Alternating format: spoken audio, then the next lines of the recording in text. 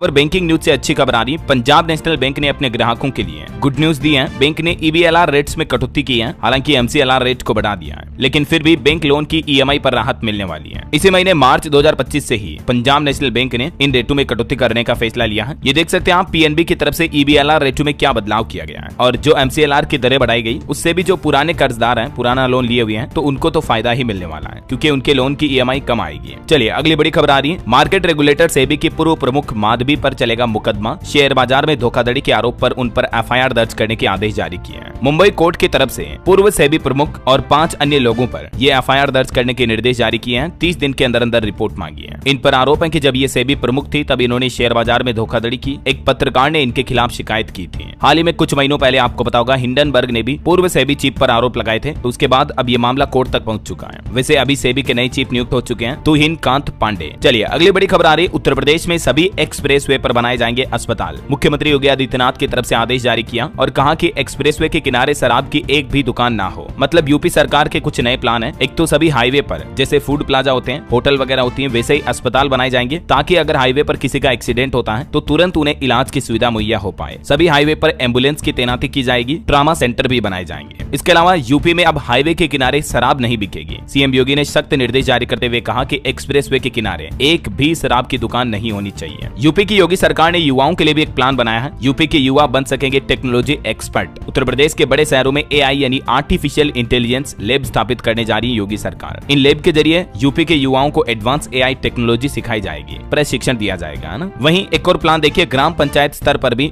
Digital library की स्थापना करेगी योगी सरकार। जो दूरस्थ क्षेत्रों के बच्चे हैं उनको भी आधुनिक शिक्षा उपलब्ध कराने के लिए सीएम योगी ने ये डिजिटल लाइब्रेरी की स्थापना का निर्णय लिया है। तकरीबन 22,700 ग्राम पंचायतों में ये डिजिटल लाइब्रेरी बनाई जाएगी। चलिए अगली खबर देखिए। एक रिपोर्ट सामने आ रही है कि साल 2034 तक 190 लाख करोड़ का होगा भारत का रिटेल मार्केट। 2024 में 82 लाख करोड़ तक पहुंच चुका है। मतलब भारत के खुदरा बाजार में कंजप्शन खपत काफी ज्यादा बढ़ रही है सालों साल। और आपको एक मोटिवेशन देने वाली खबर देखिए आप। होटल चेन इंडस्ट्री ओयो के फाउंडर रितेश अग्रवाल ने खुद इस बात का खुलासा किया और कहा कि मैं खुद अपने होटल्स के वॉशरूम साफ करता हूँ। वो बोले कि डर, शर्म, अहंकार ये सफलता के सबसे बड़े दुश्मन है। रितेश अग्रवाल का नाम तो आपने जरूर सुना होगा अगर आप भी बिजनेस वगैरह में इंटरेस्ट रखते हैं तो। ये ओयो के फाउंडर हैं जो कि एक बहुत बड़ी कंपनी है। हाल ही में इंटरनेट पर उन्होंने खुद इस बात का खुलासा किया है कि मैं कभी कभी एक्सरसाइज के तौर पर भी अपने वॉशरूम साफ कर देता हूँ। तो जिंदगी में हमें हमेशा आगे बढ़ने के लिए डर, शर्मिंदगी, गर्व, अहंकार इन सब चीजों से दूर रहना चाहिए। ये चीजें हमें भटकाती हैं। चलिए दोस्तों अगला अपडेट देखिए। प्रधानमंत्री नरेंद्र मोदी गुजरात जामनगर से सोमनाथ पहुंचे और यहाँ उन्होंने प्रथम ज्योतिर्लिंग की पूजा की। आज सोमवार सुबह गिर फॉरेस्ट की सफारी भी करेंगे पीएम मोदी। अभी प्रधानमंत्री 3 दिवसीय यात्रा पर गुजरात दौरे पर हैं। तो बीते दिन उन्होंने सोमनाथ मंदिर में पूजा अर्चना की, उसके बाद जूनागढ़ भी पहुंचे और आज गिर नेशनल पार्क में सफारी का प्लान है। और तेलंगाना टनल हादसे पर खबर देखिए दोस्तों। 8 मजदूरों के रेस्क्यू का 9वां दिन कुछ यूं रहा। तेलंगाना के मुख्यमंत्री ने भी घटनास्थल का दौरा किया।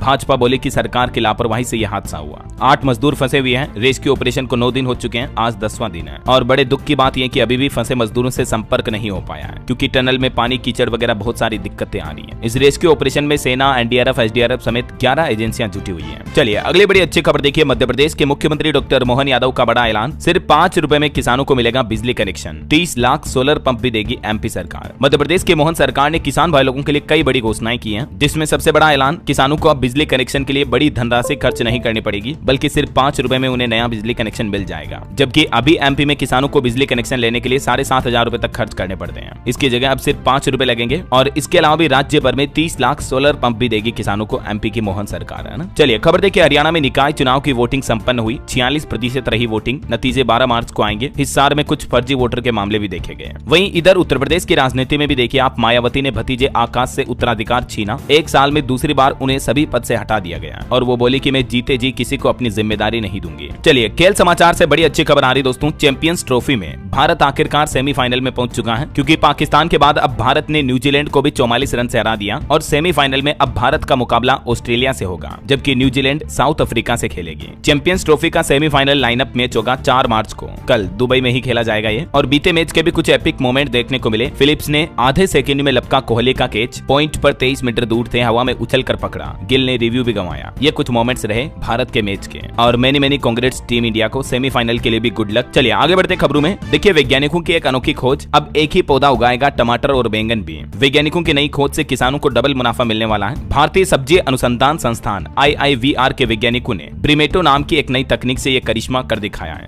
जिससे अब किसानों को एक ही पौधे से 2 फसलें मिलेगी और इससे शहरी लोग भी अपने ही घरों में कम जगह पर अलग अलग सब्जियां पैदा कर पाएंगे, क्योंकि एक ही पौधे पर बैंगन भी लगेंगे और टमाटर भी लगेंगे, है ना। और चलिए दोस्तों, अगला अपडेट देखिए। रेलवे का एक नया नियम है, अब सभी रेल कर्मियों को नहीं मिलेगी एसी कोच में एंट्री। इंडियन रेलवे की तरफ से इस संबंध में नोटिफिकेशन भी जारी कर दिया है। रेलवे ने अपने कर्मचारियों के लिए ये सख्त नियम लागू किया है। अब बिना ड्यूटी पास के एसी कोच में यात्रा करने पर जुर्माना लगेगा। इतना ही नहीं, 31 मार्च तक तो प्लेटफॉर्म और ट्रेनों में इसके लिए चेकिंग अभियान भी चलाया जाएगा, क्योंकि अक्सर देखने को मिलता है कि रेल कर्मचारी एसी कोच में सफर करते हैं। तो अब रेलवे बोर्ड अपने कर्मचारियों पर यह सख्त कदम उठाने जा रहा है। अब सिर्फ वही रेल कर्मी एसी कोच में जा सकते हैं जिनके पास ड्यूटी पास होगा। बगैर ड्यूटी पास के एसी कोच में सफर नहीं कर पाएंगे। ये रेलवे की तरफ से यात्रियों के लिए भी इस संबंध में एक नई सूचना जारी की है, क्योंकि अभी होली के त्योहार के चलते रेलवे स्टेशनों पर भीड़ भी बढ़ने वाली है। तो इससे पहले ही रेलवे की तरफ से ये नियम जारी किए हैं। रेलवे ने अपने यात्रियों के लिए भी कुछ नियम